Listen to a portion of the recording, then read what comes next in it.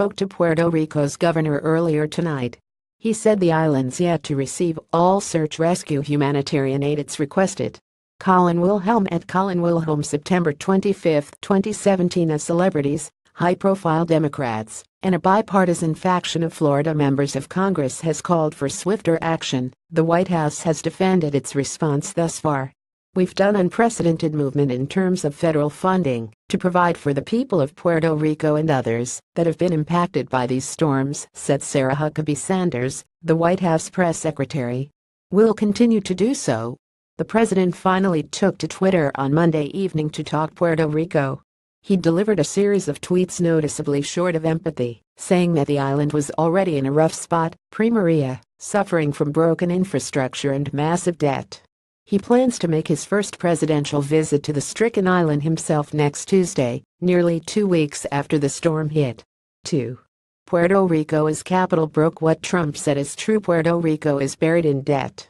It owes around $70 billion to creditors, an amount roughly equal to 70% of its annual economic output.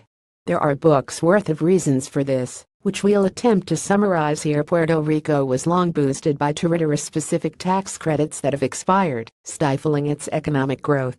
Many skilled workers have come stateside, where more Puerto Ricans now reside than on the island itself.